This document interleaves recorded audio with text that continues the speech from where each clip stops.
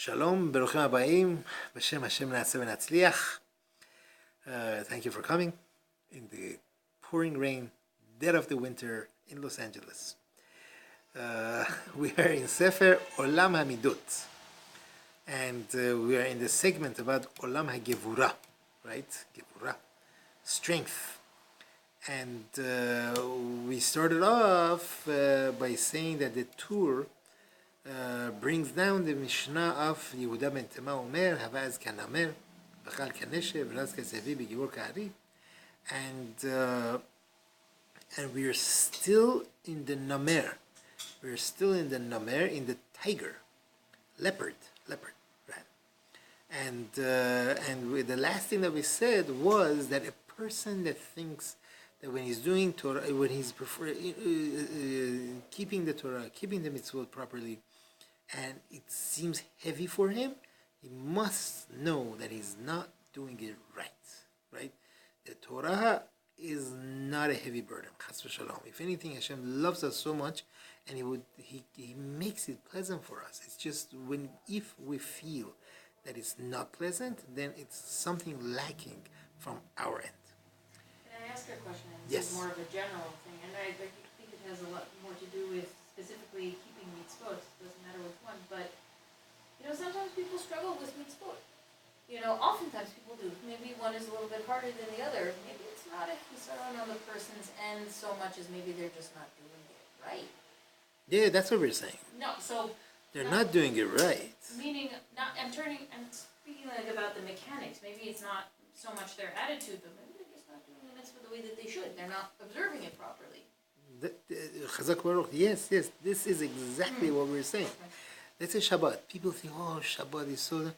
That if they would understand Shabbat, if they would learn Shabbat, and they would see how the mechanics of it work, all the melachot and what it is, it's so pleasant, it's so beautiful. Why would anyone even want to think that Shabbat is heavy, for example? That's exactly what you're saying. Maybe they're not doing Shabbat right. Maybe they're not keeping the halachot of Shabbat right, and that comes from a lack of knowledge. Right. Yeah. So it might not be attitude. No. We're not. I think you're 100% right. I don't think we were talking about attitude. We were talking about attitude. The person thinks it's heavy because they're not doing it right. That's where it comes from. Right. Thank you for clarifying. Yeah. Thanks. Now, how does a person acquire the midah of gevura? How does he acquire to become, strong or shall we say brazen, like a leopard? So really, the reality is this, and this is extremely important. A person must always think, what does Hashem want? And he shouldn't think about the whatever outcome of his action that is going to be happening to him. For example, imagine a person needs a medication, needs some sort of procedure, because he's having a lot of pain. All right? So what's he going to say? I'm not going to go to the doctor, because the doctor is going to bring pain to me. But wait a minute. The doctor is going to heal you. He's going to make you feel better. Right? And it's impossible. There's no such thing that a person would think like that. He knows. He understands. I got to go to the doctor. Right? But you're going to have pain? So what? I'm going to have pain. I'm going to get better. And the same thing here by a person, right? A person, let's say, he knows he's going to be embarrassed if he does a certain mitzvah.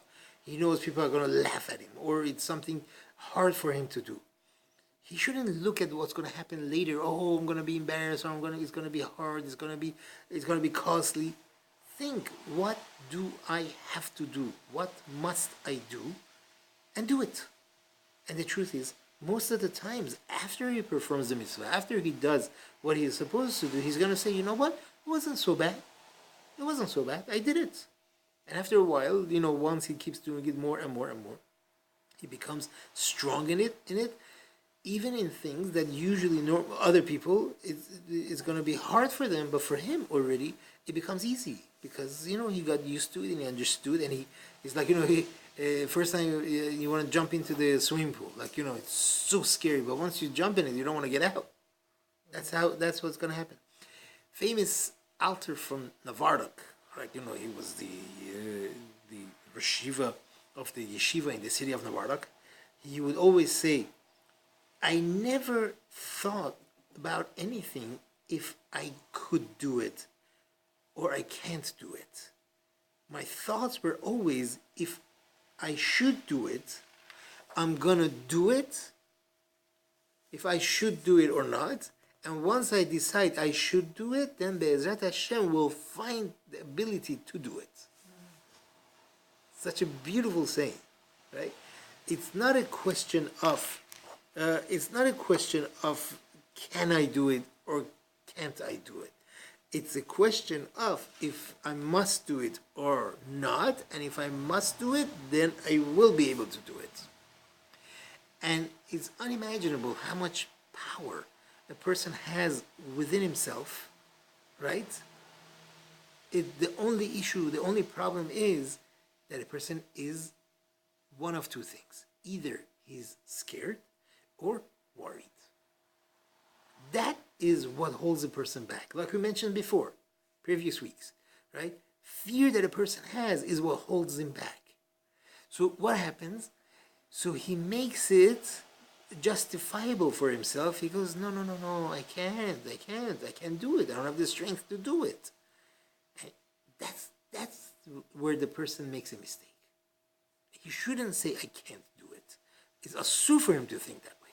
He needs to become like the tiger, right? And do whatever he must do, you know, if be it a mitzvah, be it a midah that he needs to fix, all these things. Like our Chachamim says, "Bimkom she'en ish, hishtadel liot ish." Where there is no one else that's a man enough to stand up, you be the man, even if you're a woman, right? And the truth is, ve'im mishtaddelim l'shem shamayim. A person is really doing it for the sake of Hashem. If that, you know, thinking that this is what Hashem wants me to do, for sure, a person will have the ability to do great things, right? We all know within ourselves or within the community what needs chizuk, what needs strengthening. But what happens? What happens to us? We say, why me? Let other people do it. They're better than me, you know. Or we come up with so many other excuses, and these problems, these issues, just get bigger and bigger and bigger. What should we do in these cases? Everyone should strengthen himself and say, you know what? Nobody else is doing it, so I'm gonna take over. I'm gonna do it. I'm gonna take care of this. So up to here, we learned about as kanamer. Let's jump to the eagle, right? What do we say about the eagle? You have to be kal kanesher. A person has to be light, like an eagle. And we explained before originally that according to the Tur, the way he explains this Mishnah, all of these things have to do with this, with the midah of givura, with the midah of, like, you know, of fighting the Yetzer Hara. And the Tur said kal kanesher, that means light like an eagle. That's talking about a person should wash himself from seeing negative things, seeing evil things. That's what is going on. And right there, when if you open the book Tur, it's Baal HaTurim Rabbi Yaakov Bar Asher, Rabbi Yaakov, the son of Rabbeinu Asher. He wrote it about 700 years ago, right? That's the Baal HaTurim. And on the side there is the Bet Yosef. Right? On the side you have the Bet Yosef, that's Rabbi Yosef Karo Maran, and on the outside is the Beit Chadash. Beit Chadash is a different Rabbi Yoel Sirkish, he wrote that. Then there is another Mefaresh there in the Tur, it's called the Prisha. That's one of the other Chachamim, Wolf, I think his last name was.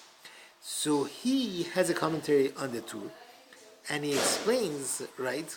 He says, what does this mean when the Torah writes that it has to be when the Mishnah says that you have to be light like an eagle, he says that means to say that a person has to distance himself from places where he could come to things that he could see and he shouldn't see. A person must distance himself like an eagle, fly high, go away from places that you could come to see things that would be asur for you to see, right? And this is a lot more. It needs a lot more strength. It's not just like, okay, just don't sin. No, no, no. It's more than don't sin. Remove yourself from the scene, right? Running away from the place where you could be tested. That's what it's saying. Running away, distancing himself from places where he'll be tested. We pray every day in the morning. We're begging Hashem, don't bring me to tests. So Mefarshim on the Tefillah, they ask, how could you pray such a thing? That Hashem shouldn't bring us to a test. What do you mean? Our life is about being tested. Every day, every moment, we are being tested. That's what it's about. And our job is to pass these tests. So what are you asking? Don't bring me to a test. If you pay attention, we're not saying, Hashem, don't test me. Right? This is what we're asking for. What does that mean? That means just like we ask Hashem for help, please help me beat my Yetzer Hara. Like, so I won't sin. What do you mean, beat my Yetzer Hara so I won't sin? Hashem is going to give you the Yetzer Hara. No, we're asking that Hashem should give me the strength to beat my Yetzer Hara.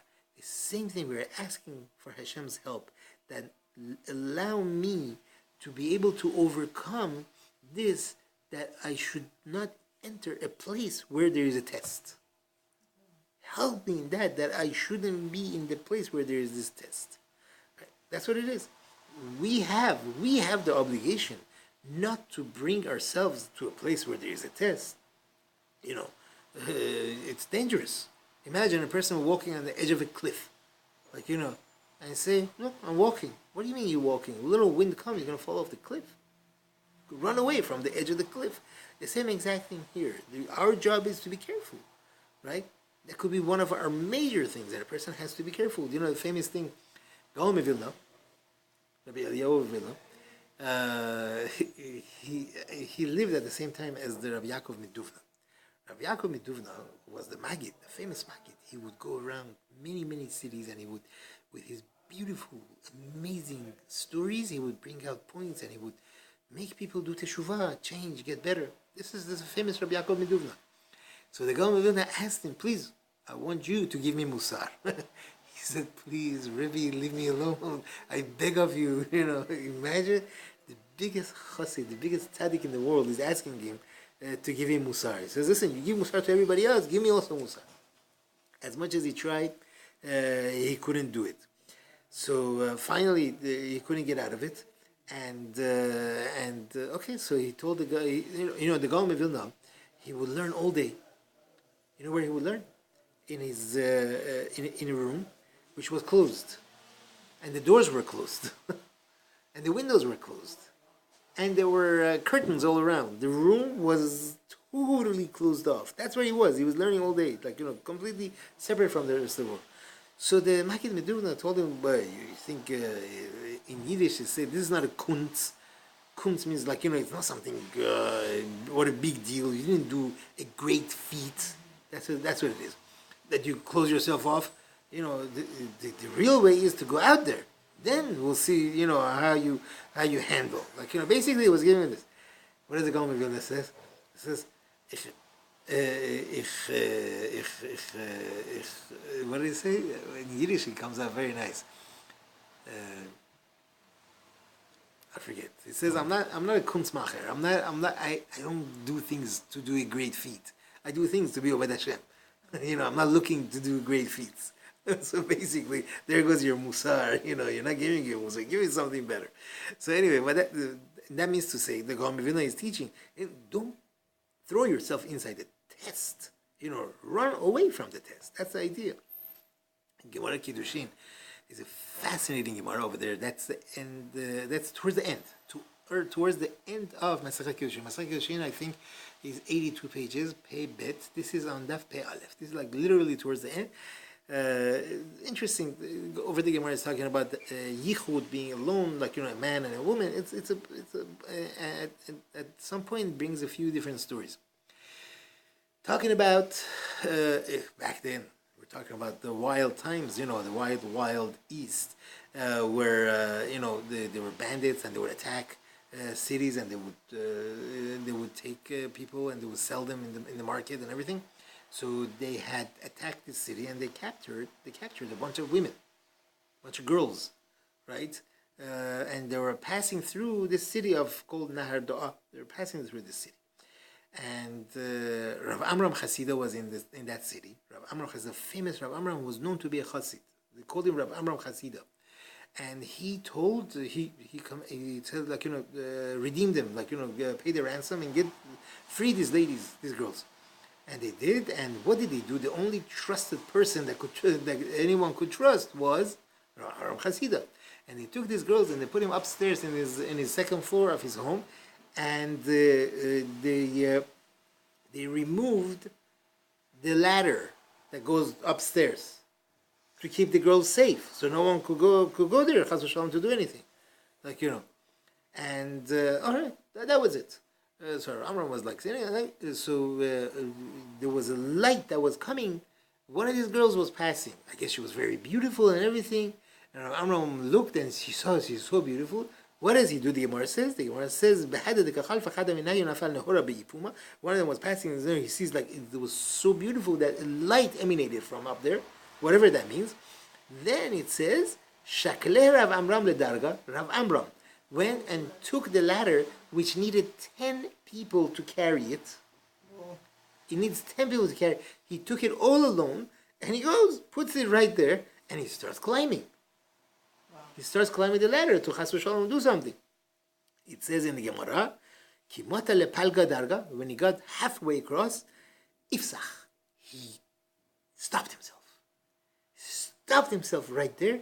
He started screaming, Ramakala, Nura by Amram, Nura by Amram. There's fire in the house of Amram.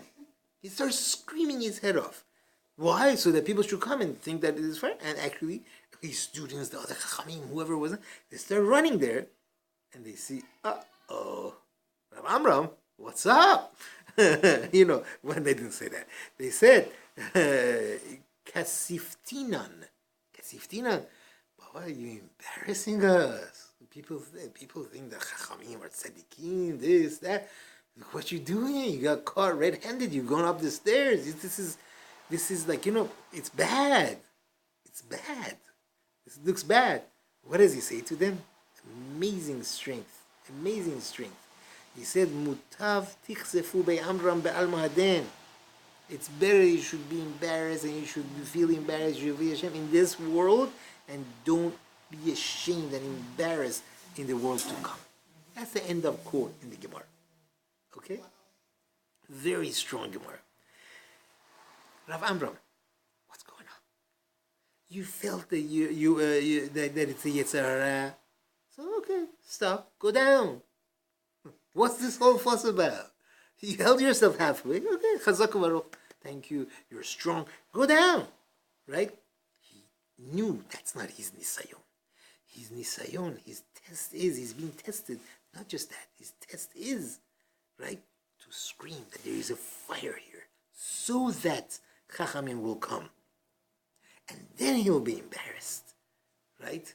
Oh no, Chachamim are here. I'm not going to go towards my Yetzer Hara. He understood that that's his test. If he's going to be able to do that, to scream out and say there's a fire in the house of Amram, right? It was enough that it would be written in the Gemara to learn from it, right? That even Rav Amram Chasida, such a Chassid, even he has a Yetzer Hara. And he has to be mitgaber. He has to be able to take over these Yetzer Hara. That's the strength. That's an amazing strength, right? Exactly. And for us, it's a great lesson, right? Many times we are stuck in a situation that we say, "What can I do? What can I do? I have to do this avera. I can't keep this mitzvah. It's too hard." But the reality is, we have to stop and look at ourselves. Is this the truth? Do I have to work in this place? Right? Maybe the place that the person has an employment is not such a good place. There's too many nisyonot, too many tests, too many terrible things. Maybe you shouldn't work there. Right? Do I have to go to that place? To this wedding in Los Angeles? right? Or do I have to live in this place, right? It says in Pirkei Avot, they asked the Rabbi Yossi ben Kisma, the person says, listen, you come to my city, I'm going to give you so much money. What did he say? If you give me all the money, all the gold, and all the precious stones in the world, I will only live in a place of Torah. Right? So where do we live? Right? So a person has to do all the tricks that he can in the world to ensure the safety of his spirituality. Right? These days, there is nothing without insurance. You have car insurance, you have life insurance, you have house insurance, you have home insurance, you have renter's insurance. Everything is insured. Shouldn't our ruchaniyut, our spirituality, be insured? Shouldn't we insure it? As much as we can, right? To make sure that we're going to be successful. Within this, a big help, Pirkei Avot says, "Aseh lecha rav, ukne lecha chaver." Make for yourself a rebbe and acquire for yourself a friend. Aseh lecha rav, make for yourself a rebbe, like the Gemara says, that a person should always live where his rebbe lives. Because as long as Shim'i ben Gera was a rebbe that David HaMelech hired to teach Torah to who? To Shlomo HaMelech. As long as Shim'i ben Gera was alive, Shlomo HaMelech did not marry the daughter of Paro. The next thing is, Keneh lecha chaver. Acquire for yourself a friend. That means a friend that helps him grow in Avodat Hashem. Like Rabbeinu Obadia Bar Tenura, right there in the Mishnah, Perik Bet Pirkei Avot says, Chaver Tov. What's a Chaver Tov? What's a good friend? It's a person that will tell him when he does something wrong. That's a friend, right? And if I need, what should I do?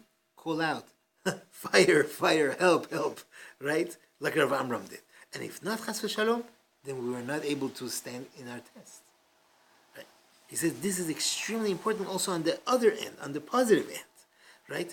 For a person to be able to learn Torah, to be able to do the mitzvot, right? A person has to put himself, right, in an area, in a place that helps him grow, helps him get better, right? If a person sits at home, he's gonna okay, now TV, now this, now that. So what does he do? Run away, go to a shiur. The best thing is the person should give a shiur. You know what happens? You have to give a shiur. You start preparing. You start knowing more and all these things. It's amazing, right? Or find himself a Torah partner, right? That's the best thing. Because when you're alone, when you're learning alone, that's not gonna. You're gonna say, okay, I'm gonna do it later. But when you have someone else to answer to, there you go. That will ensure that it's gonna happen. He says there is a sefer called Erech HaPayim. It's about anger. So he says a person that wants to conquer his anger, right? He should tell his wife, his kids, his friends. These days I'm working on anger. What's gonna happen? You're stuck. It's going to be embarrassing if you're angry. They say, "Hey, I thought you were working on your anger."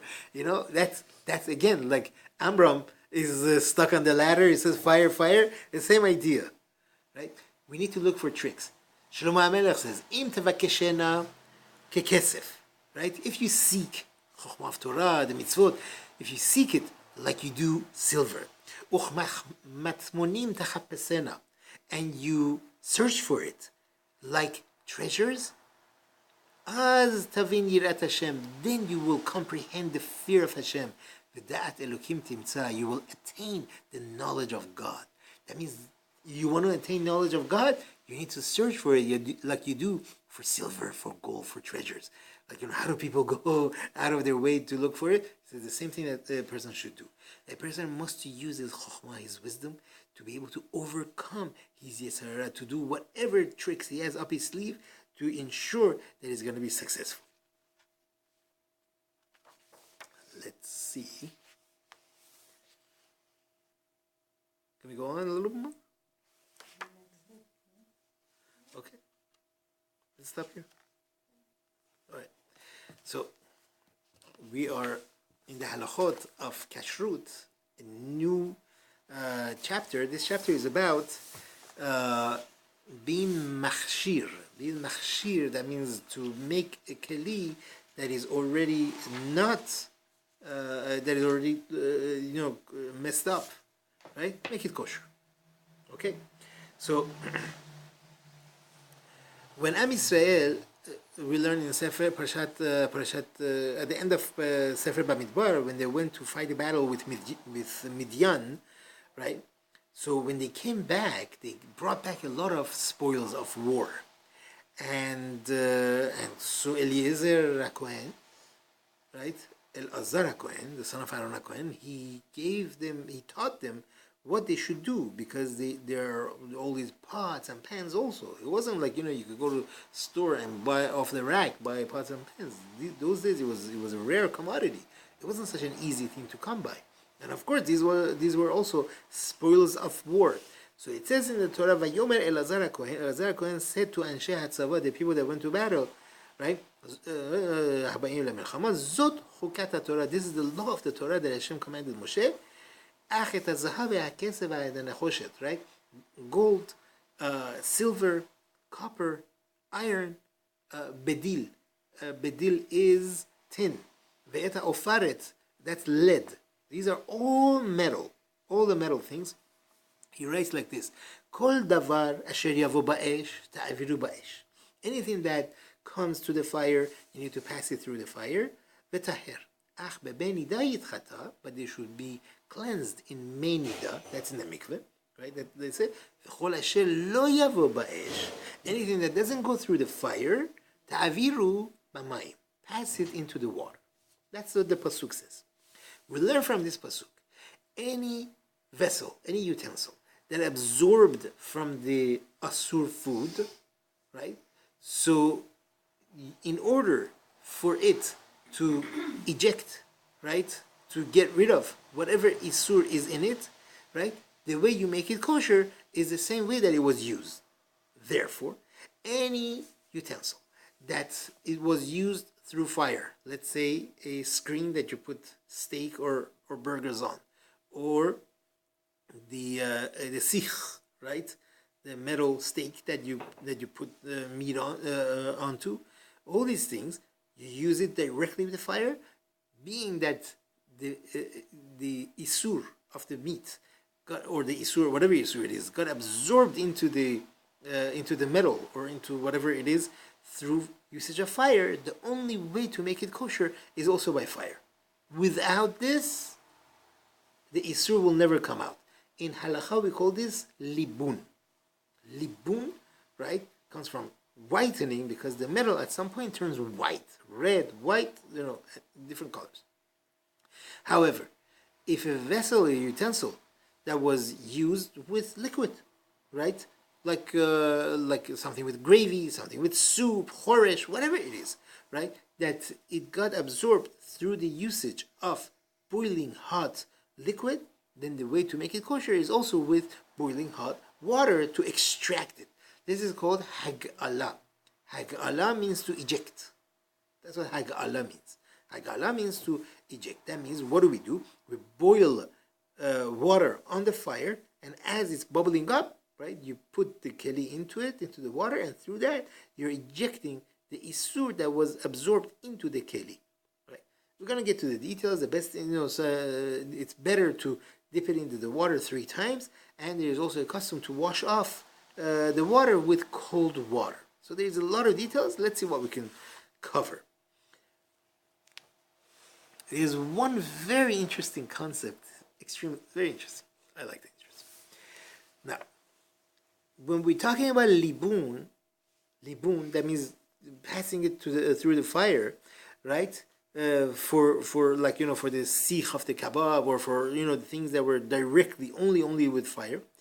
That's only by kelim that they were used with ma'achal isur, right? That means you bought it from someone that was using it for non-kosher food, non-kosher meat or ham or whatever that's asur, right? In that case, you want to make it kosher. That's the way to make it kosher. If it was used with direct fire, you have to pass it through fire and put it in the fire until it really turns completely red. The Torah is machmir. The only way to make it kosher is through fire. But a keli that they say they used it something that is mutar. They use it for kebab, kosher kebab, right? They use the screen that like you put on the grill. They use it for kosher kebab. Now the person wants to use this for cheese. Wants to use it for cheese. You know how you could do it? Only hagalah is enough. You don't have to do it with fire. You don't have to do it. It's enough to do hagalah and that's it. What's the difference? Excellent. There are two places that we learn koshering something from. One was over here in the battle of the Jews with Midian, where it says whatever needs to go through the fire goes through the fire. Whatever needs to go through the water goes through the water. There's another place in the Torah as well. What is that? Here we go.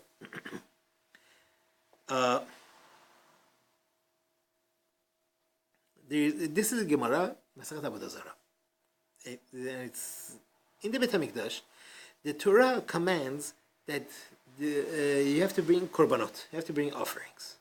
Korban olah does not get eaten; it gets burnt. They skin it and they wash it, and it gets burnt. Korban chatat gets eaten by the kohanim. They cook it, roast it, whatever it is, right? So the Torah gives for different things a set amount of time that they have to eat it. Korban chatat, let's say they bring a korban chatat today, they only have today and tonight to eat it, no longer. What happens to it tomorrow? Whatever is left is called notar. Notar is asur to eat, asur from the Torah, to eat notar, to eat that whatever is left over. That means tomorrow if someone wants to eat it, total isur. It's like chas v'shalom eating chazir, right? Total isur, very big isur, to eat notar, right? Okay, very nice. Chazak u'baruch, thank you very much. Now they use the pot, they use the whatever it is, the mangal, whatever it is, right? And they made the korban chatat. Baruch Hashem, they enjoyed it, they had everything, and now the ta'am, the taste of the meat that they roasted last night is still in there. Am I right? The ta'am of the korban chatat of yesterday is there. That ta'am is notar. How can they use it tomorrow? That's kosher. Right? That's kosher. Oh, very good. You're jumping. How can they use it tomorrow? Right? You have the ta'am of notar in there. Isur of Torah is in there. You can't eat it. They're gonna wash it? Even if you wash it, but the ta'am is still there. They're not. You didn't kasher it. You didn't kasher it. It's not 24 hours. The Torah answers you. The Torah says, Umorak v'shutaf b'mayim. The Torah commands that you need to do merika and shetifa in water. That means merika means hagalah. The Torah commands you have to do hagalah. So that's what they would do in the Beit HaMikdash. You would have pots, like, boiling, and that's what they would do every day. Wow, so much to do.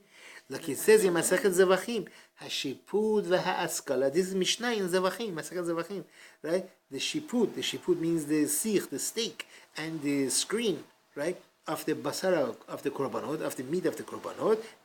How do you make it kosher? By hagalah, to get the ta'am of notar out of it.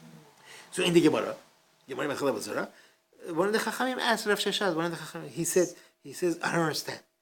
The kelim of a goyim, the utensils of a goy, right, that they got absorbed through fire, you have to do it through fire.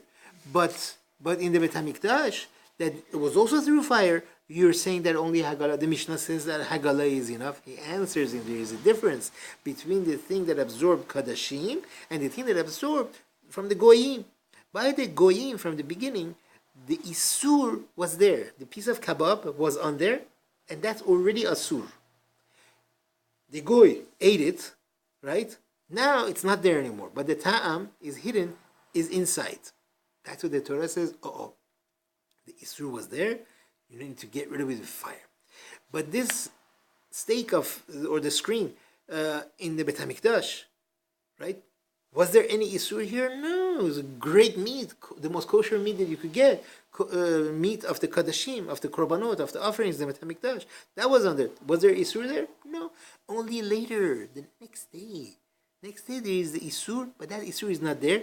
It's the ta'am that is inside, the notar is only hidden inside. You don't see it. You never saw it. And that's why, the Torah says Hagala is enough because the Isur was never be'ain. What was Isur was never out there. It was totally mutar. The only thing that's in there is the notar that became notar tomorrow. Yesterday was perfect. He says that's why Hagala is enough. Back to our case. You have something that you made steak. Steak, totally kosher. Baruch Hashem, everything is good. Steak was kosher. Today you want to do cheese. You want to put cheese on it. Okay, chazak u'baruch. The only thing that's inside this metal is the ta'am of yesterday's basar. There is no isur here. There's no isur. Now that you want to, if you want to put cheese on it, now you're going to create a new isur of the taste of the cheese that's on there now. It's going to go into this metal and it's going to get mixed, hidden from our eye with the ta'am of the thing. There we have a problem. That's why just do hagala. Hagala is enough.